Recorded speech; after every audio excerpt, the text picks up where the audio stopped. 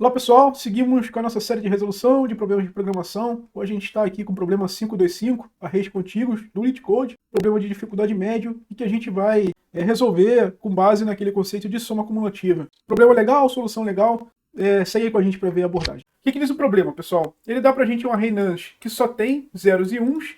Segundo a restrição do problema, esse array pode ter até 100.000 elementos. E a ideia é que a gente retorne o tamanho do maior array que a gente consegue formar, ou dos maiores arrays que a gente consegue formar, onde o número de zeros é igual ao número de uns, né? Na verdade, o maior subarray. Então aqui ele dá um array nonce 0 e 1. A gente consegue formar um subarray que é o próprio 0 e 1. E o segundo exemplo ele dá 0, 1, 0. E a gente consegue formar subarrays até de tamanho 2, né? Tanto faz se é 0 e 1 ou 1 e 0, beleza? Então esse é o enunciado, vamos ver como é que a gente resolve esse problema. Pessoal, trouxe aqui esse exemplo, né, de array nonce aqui, que tem esse monte de 0 e 1, 1, 0, 0, 1, 1, 0, 0, 0.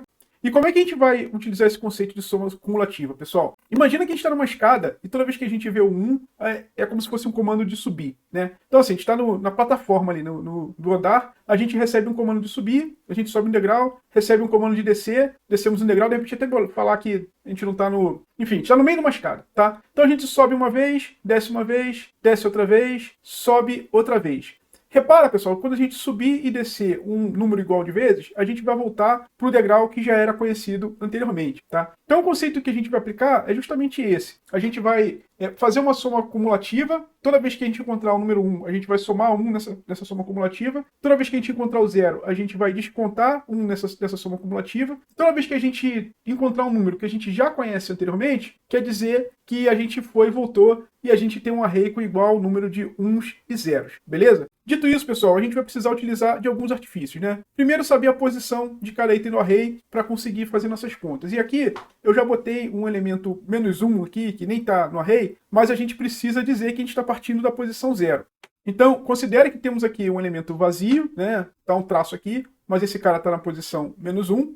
E a segunda informação que a gente precisa controlar é quando foi a primeira vez que a gente pisou num determinado degrau, vamos dizer assim. E essa informação vai ser dada justamente pela soma cumulativa, né? Então aqui eu estou falando que antes mesmo de começar o problema, eu estava no degrau 0, recebi um comando de subir, fui para o degrau 1. Recebi outro comando de subir, fui para o degrau 2. Recebi um comando de descer, fui para o degrau 1. Recebi um comando de descer, voltei ao degrau 0, tá? Então repara, pessoal, que quando eu saí do 0 e voltei para o 0, eu acabei formando aqui um array onde a quantidade de zeros é igual à quantidade de 1.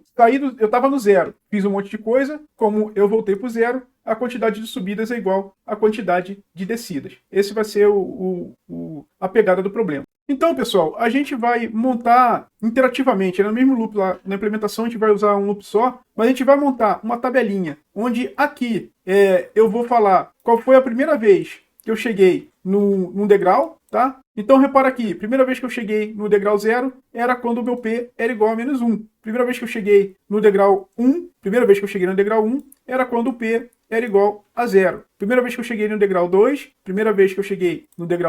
era quando o P era igual a 1. P igual a 1.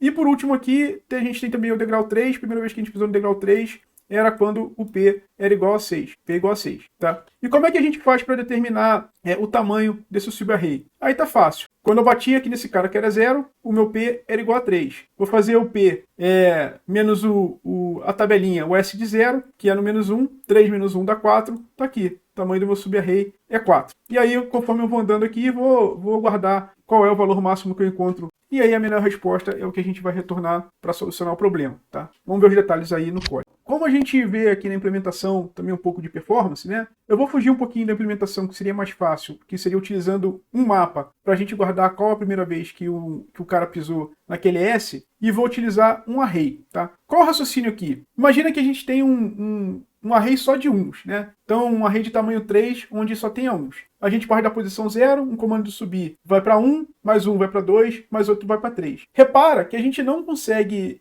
chegar em um valor maior do que 3. Ou seja, se a gente criar um array de 4 elementos, é suficiente para a gente guardar aquela tabelinha de qual é a primeira vez que você pisou num determinado degrau, tá? Então, ao invés de mapa, a gente vai criar um array de n mais 1 posições. E aí você vai ter uma pergunta assim, pô, cara, mas peraí, e se tiver número negativo na jogada, né? Vamos agora pensar que a gente, em vez de 3 uns, a gente tem 3 zeros. tá? Então a gente recebeu um array de nuns que é assim, 0, 0, 0. A gente vai fazer nossa soma acumulativa, né? Isso aqui primeiro vai ser 0, vai receber um comando de DC, vai ser -1, -2, -3. E aí eu tô falando o seguinte, cara, eu vou criar aqui um array de 4 posições, né? De n mais 1 posições. Como é que eu vou lidar com esses números negativos aqui? Repara, pessoal, que quando a gente tem -1 aqui no Python e tenta acessar o array índice -1, a gente vai mexer nesse último elemento aqui. Se a gente tem um -2, a gente vai mexer em 2 elementos aqui da direita para a esquerda, no segundo elemento da direita para a esquerda. E -3, a gente vai mexer nesse elemento. Tá? Porém, a gente não vai ter uns aqui suficientes para a gente sobrescrever, né? Para a gente conseguir chegar aqui no primeiro item que é dar conflito, né? Lembra que isso aqui a gente escreveu por conta desse -3, tá? Então a gente escreveu nesse segundo elemento por conta desse -3. A gente não vai ter uns suficientes aqui para chegar até esse segundo elemento e dar conflito, tudo bem? Então, se a gente criar um array de n mais 1 posições, a gente pode seguir tranquilo, que não vai ter problema com o conflito de o número positivo escrever na mesma posição do número negativo, beleza? Isso vai funcionar bem. Então, vamos lá, pessoal. A gente começa, então, com a nossa memória aqui, né? A gente vai falar que na posição que eu pisei no degrau 0, quando eu estava na posição -1. Então, lembra, né? O índice do array, aqui, ó, o m de degrau é igual à posição. Essa aqui é a notação, tá? Então, m do degrau é 0. O m do degrau 0 estava no degrau 0 quando eu estava na posição -1, beleza? E aqui eu vou criar um array de none, vários nones, né? Vezes len de nonce. Só vou botar aqui entre parênteses para ficar mais legível. Mas repara, pessoal, ó, criei aqui um array de tamanho nuns, né? E aí fui lá e botei mais um elemento nesse cara. Tá criado meu array de n mais 1 posições, beleza? Aí, pessoal, preciso de mais 2 informações aqui, né? Uma é a minha soma acumulativa, que vai ser 0. Vamos começar com 0. E a outra, qual é a melhor resposta que eu tenho até o momento, e também vou inicializar com 0, beleza? Agora estamos prontos aqui para fazer o negócio acontecer. Vamos lá, né? Para cada posição e valor em enumerate de nonce, aí lembrando que a gente vai receber aqui a posição e aqui o valor do elemento, se é 0 ou 1. A gente vai falar que a soma é mais igual a 1 se o valor for igual a 1, senão a soma vai ser mais igual a -1. Só temos zeros e uns, então ou a gente vai sumir com essa soma ou a gente vai descer com essa soma. Não tem outra coisa para fazer. Aí, pessoal, a gente vai ver se a gente já pisou nesse degrau alguma vez. Como é que a gente vai ver isso, né? O meu m do degrau tem que ser diferente de none, né? Se eu já pisei naquele cara alguma vez anteriormente. Então, se o meu m do degrau for igual a none, quer dizer que eu nunca pisei, eu preciso simplesmente salvar essa pisada, né?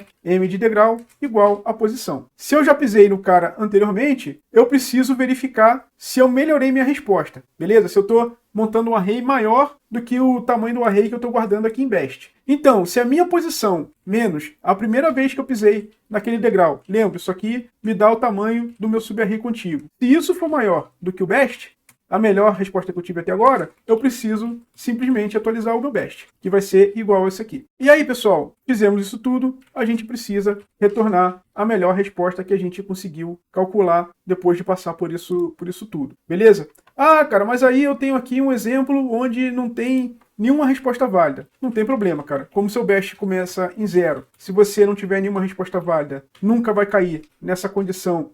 Nunca vai cair na condição onde já pisou naquele degrau anteriormente, a gente vai acabar retornando o best igual a 0. Beleza? Tudo funciona, tudo se encaixa aqui. Essa é a beleza dessa solução. Número negativo, tudo dá certo. Bem, código checado, vamos submeter nossa solução para o problema. Pessoal, tá aí. Nosso código nossa solução para o problema foi enviada com 99,34% de performance em relação aos demais usuários da plataforma. Então a solução tá chuchu beleza, como diriam os antigos. E eu sou antigo. E aí, pessoal, vamos falar rapidinho aqui de complexidade para entender por que nossa resposta é tão boa, né? Tá fácil aqui de ver. Se o n é o tamanho do array nuns, né, a gente só tem esse loop aqui que corre por cada elemento de nuns. Então a complexidade do algoritmo em si é O de n, tá? E o que a gente usa de espaço adicional? É esse array aqui, foram algumas variáveis, mas ele também tem o tamanho do array nuns, né? Então é O de n para complexidade do algoritmo, O de n para espaço adicional. Beleza? Está bom para você, tá bom para mim também. Se você gostou do problema, não esquece de deixar seu like aí no vídeo. Mas por hoje tá bom, vamos nessa. Até a próxima. Abraço.